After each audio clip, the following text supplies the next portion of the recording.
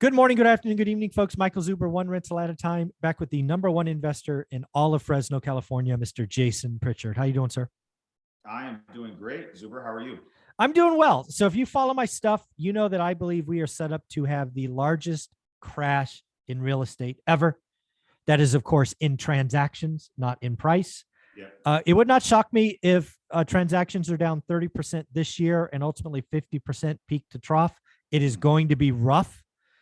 There's a lot of negativity going on in the economy and in real estate, and you know that the media loves to push negative information. So Correct. Yep. get ready for it. It's going to get Yep. it's going to get worse before it gets better. You and I also know there's a lending market and a real estate market.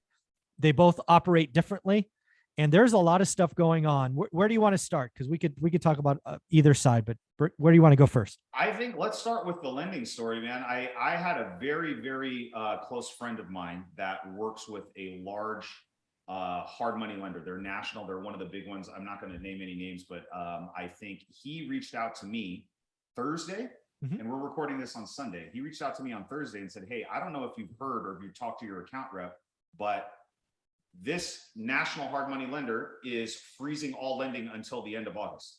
And I was like, wow, really? Yeah. That's was not good, news right? That's bad. because if you're a lender, unless they're bringing in money some other way, you have to do loans in order to make money, I guess, right? And so that's the only way that you're generating revenue. So for them to make the decision to freeze lending until the end of that's 45 days from now, I mean, that's a pretty substantial red flag to me. And so it made me think of a couple things, right? And we can unpack all of this stuff. But I have a lot of friends and acquaintances in this business where their main source of funding is this company. And for them to not lend, right? And for those people to not have other options, that could be a big monkey wrench in their business and a lot of other people's businesses, right? And so there's a number of things that you're going to have to do to pivot and adjust to kind of get through this time period, man, because it's going to be a wild ride. Yeah, I keep telling folks, everybody talks about a real estate market, but you have to watch the lending market. Yes. And not only is this hard money lender kind of going on ice for a little while, but we've had non-QM lenders, right? There's hard money, non-QM, and traditional. We've had non-QM lenders go out of business, sight unseen, right? Yes, I can't remember. It was, oh man, I can't remember the name of that company, but I had somebody reach out to me a couple weeks ago asking me to fund a deal for one of their clients because that non-QM lender literally shut down their operation like 2 days before they were set to close escrow. And they were like, "Hey, are you or somebody open to lending this guy 250 grand?" And I said, "Listen, man, no, I'm not, because I don't know this person." And, I don't know him from Adam. No thanks. Yes, exactly. Yeah. But yes, I think that's a big thing. And that was something that I saw at the start of COVID. I had a number of friends that had a bunch of loans and refinances and things that were set to close. Yeah. COVID happened. And I had a very good friend and mentor of mine that lost about $50,000 because he spent all his money on environmental studies, all of these different lending fees to get everything done, because he was refinancing like, I don't even know, 80 or 90 units. And they just pulled the plug and he lost all that money. And that really kind of freaked me out when COVID happened. And so I knew that non-QM stuff was going to happen, right? And it kind of get out in front of that. And so we've adjusted our model and we've reduced some of our goals for buy and hold this year, because my strategy has always been the BRRRR strategy, right? And it's buy, rehab, rent, and then refinance. And if you don't have a non-QM lender to refinance, right, you're not going to be able to hold as many properties as we thought. So we have properties that we bought December, January, February, early part of 2020 that I loved as rentals, right? I love them, especially when the rates were like at a 4. And then as the rates started creeping up, I was like, wow, this math doesn't work. And the worst thing that you can do in those type of scenarios is take it all. Once you stick a tenant in there, you're committed. You know what I mean? Like, you can't just take that back and say, sorry guys, right? My lender just, they're not doing any loans, so you guys have to leave and then we've got to sell it. And so right now is the time where you have to be unemotional, right? You can't just say, we're going to force this deal to be a rental property because I had a goal to get to X amount of units by this thing, and we're just going to make it happen. Right now, we've got to pivot, we've got to be flexible, and we've got to understand what is happening, like you said, both in the real estate market and the lending market, in order to make it out the other end of this unscathed. Yeah, again, the lending market is really fickle. Yeah, BRRRR is a wonderful strategy. It works Burr is best in an up market. I don't think Yes. anybody would argue that, right? Yep. It basically cures a lot of sins, higher costs, delays, all of that. In a flat market or a peak market going down, it's a horrible strategy. And then you add on top of that, yes, I can get a loan, but they're going from 75% LTV to 65. Yep.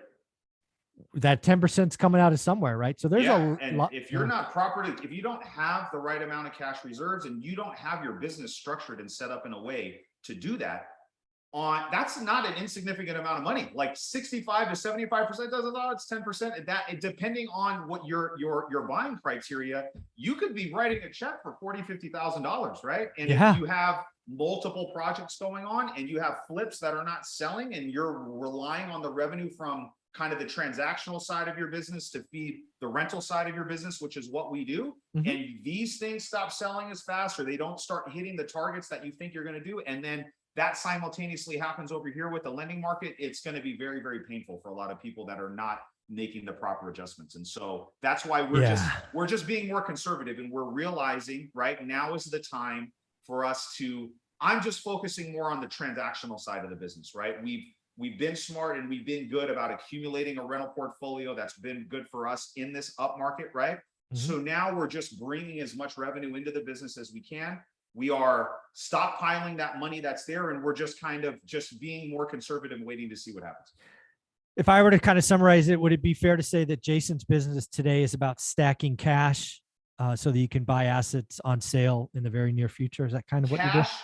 Relationships with people that can lend cash, and solidifying the relationships with the lending institutions that are still willing to lend with us. I mean, it's really like a three-pronged approach, right? Love that. Yep. So you've got to be properly capitalized, right? You've got to go double down those relationships with those lenders and the people that are still willing to lend or make new ones, right? I just took a meeting with two new private money lenders this week, just because I want to be around people that are still willing to lend, right? Yeah. And, talking to our banks about our lines of credit, just making sure that, those things are still good. What's your guys' outlook on that type of stuff, and making sure that all three of those approaches are covered. Yeah. Yeah, folks, again, what I would tell you in this business, if you're running a big business, multiple projects, I would caution probably time to get smaller. I think Jason a month ago brought to us that, he's focused on his buy box only. This is what it's about. It's about being a smart business owner. It's not about running scared. It's running smart. And that's what I see you doing today. Correct. I had a very good friend of mine that I look up to a lot in this market that started in 2005, and he's probably flipped 4,000 or 5,000 homes. And I reached out to him just to ask for advice, right? Because I started end of 2014. So if you zoom out, I mean, the trajectory of the market's been up the entire time. Hard to go wrong, right? Yeah. Exactly, right? And so I reached out to him, and I just said, man, like, what are your thoughts? Like, how are you feeling? What's going on? I mean, he's still flipping 20, 30 homes a month, I think, right now. Wow. Right? And so he just said, go the speed limit. That was his advice. Go the speed limit. He said, let the other people that want to go 80, 90, 100 miles an hour, let them go. And if there's going to be danger up front and there's an accident, they're the ones that are going to get into that accident. And if we're going the speed limit, we should be able to see that accident happening and slow down and get around it without putting. Go the speed limit is the best advice. I'm going to steal that. Go the speed limit. Yes. Well, Jason, where can people follow you? Because you put out amazing stuff every day about real stuff in this business. Instagram or Facebook are the two best places, guys. Just put my name into either platform. It's just Jason Pritchard on IG or Facebook. And I'm very open and transparent about what we've got going on. Things like this that we're talking about, all the challenges that we face in the business. I share that stuff all the time. So I'd love to be a resource for you guys if I can. Yeah. If you're not following Jason Pritchard and you follow one rental at a time, you're missing out. He's legit. He is the #1 guy for a reason. Thanks, buddy. Thank you.